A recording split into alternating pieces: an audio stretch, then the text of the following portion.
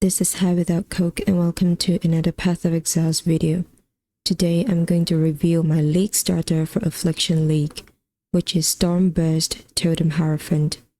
Stormburst got buffed in the recent patch and I feel like this is the sign for me to finally play it.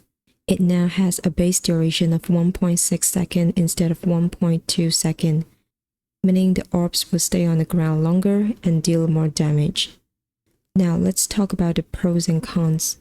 This build is very easy and cheap to league start with. In fact, 30 chaos is all you need to farm tier 16 maps comfortably. Not only does it have decent damage with low investment early endgame, but it also has a high damage ceiling. Currently, my planned late endgame version can hit 40 million Guardian DPS according to PoB. This build is very beginner friendly in the sense that it doesn't involve any complex mechanic, making it easy for anyone to follow this guide. Leveling is very easy because you can get Stormburst very early.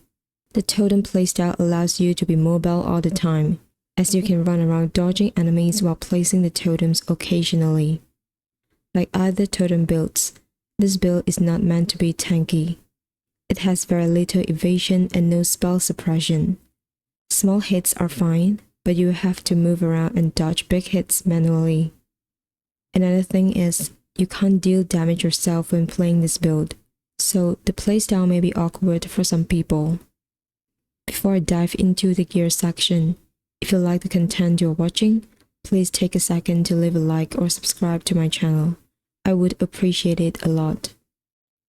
There are 5 uniques you need to get as fast as possible: Agnerod West, Real Steel, Soul Mantle, Kikazaro, and lastly Self-Flagellation Unique Jewel. One thing for new players, Soul Mantle goes hand in hand with Kikazaro, so you must equip them at the same time. The rest of the gears are just for capping resistances and getting the attributes you need. Of course, if you can get some damage mods, for example, increased spell damage or cast speed on your jewelry, this will be very nice. These are the estimated costs for the unique items on League Start. I got the price from POE Ninja, so hopefully they stay the same next league. For helmet, there are 2 options you can choose from. If you want more damage, use Real Steel. You can replace this once you get your Onslaught buff with Cluster Jewel. If you want more defense, use Mind Spiral. Mind Spiral gives you a lot of mana and you also gain mana recoup from it. The gears from mid-endgame aren't that much different from the ones for early endgame. You will have to get yourself at least a 5-link body armor, but if you can 6-link your corrupted body armor with Tainted Fusing, it is even better. Also, replace your belt with a Stygian Vice so that you can use an Abyss Jewel. When it comes to late endgame, there is one very important thing, and that is to cap the elemental resistances. The reason I say this is because this build has 60% reduced elemental resistances from our weapon, the Annihilating Light. Note that you will want to get a perfect roll to make it easier to cap your resistances. You will need to replace your unique helmet with a rare one for more resistances. Still, if you are struggling to cap your resistances, there are 2 things you can do. First, you can either choose to use Agnerod stuff until you get all the gears needed and switch to Annihilating Light, or you can use a rare armor to get more resistances. If you choose the second option, you don't have to use Kikazaro anymore and you can replace it with a rare ring that has life, mana, resistances, and cast speed. Both options will give you less damage, but if you need more defense as well, the second option is probably good for you. You can get more mana on your body armor from Might over Matter, or even craft some physical mitigation mods. Also, if you're not pushing uber bosses with this build, you don't need Annihilating Light either and therefore you can be more flexible with your gears. I still chose Soul Mantle because it is the best body armor in terms of damage. If you want to use Soul Mantle, then Kikazaro is mandatory. You can get up to 72% reduced curse effect with inbuilt catalyst. Combined with Yugo Pantheon, you will get 100% reduced curse effect. Let's say you are struggling to get inbuilt catalyst early on, you can spec into these nodes here and refund later. My flasks are mainly defensive ones. Rumi's concoction gives some block and armor, which is good because we don't use determination. I like to have shock immunity or avoidance, but since I can't get it on gears or passive tree, I decided to get shock effect reduction on my flask and jewel. You can change this setup depending on your needs. Let's say you want to fight Uber Elder, a Sapphire Flask will be better. This is the setup for my main skill. You can see that I have other gems listed here. You can play around with them and see which support gems work out the best for you. I'm going with my current setup because I feel like it is the most effective in terms of damage. Arcane setup.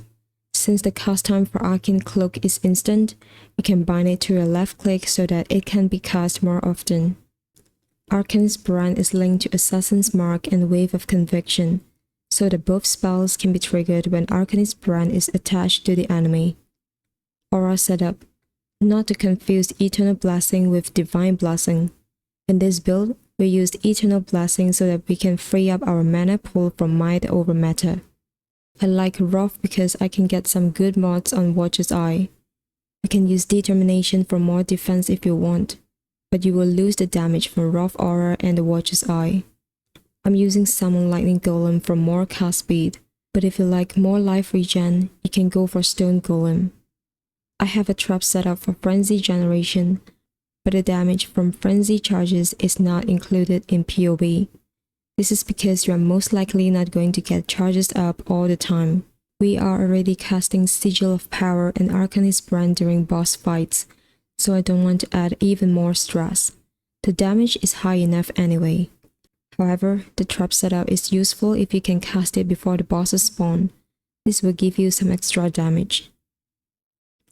The order of the Ascendancy skills goes like this: Pursuit of Faith, Ritual of Awakening, Conviction of Power, and lastly Divine Guidance. I got asked one question before. When should I spec into Ancestral Bond? I only spec into this node after I complete my first lab and start using multiple totem support at level 38. I'm using a perfect roll Self-Flagellation, but a mid roll is fine during league start. You will need a cluster jewel with Sleepless Sentries to gain Onslaught buff. The other node doesn't have to be Snaring Spirit, but I feel like Hinder can be a good layer of defense against monsters. For Pantheon, I got Brine King for freeze avoidance and Yugal for reduced curse effect. I have everything included in PoB. If you come here, you can see that I have the passive tree at different levels. Also, you can check out the leveling details under the notes section. I don't go by character levels, but by the quest you have done instead. So what this means is, for example, after completing the cage route, you can get Flame Dash given either as a quest reward or vendor reward. Then you link these together. This section is to let you know when you can get these gems so that you don't leave out any of them. Alright, that's it for today's video. If you like my content, don't forget to leave a like and subscribe to my channel. Happy League Start, Exiles!